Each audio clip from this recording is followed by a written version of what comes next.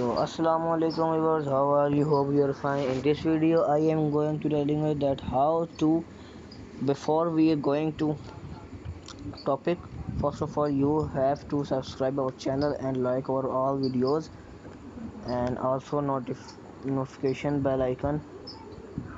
So let's move to topic. In this video I am going to telling you that how to convert your your light theme color into your dark theme color of your Facebook.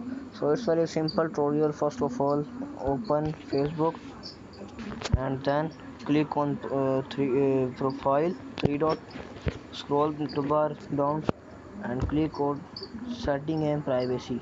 Here dark mode appears, click on it and here on.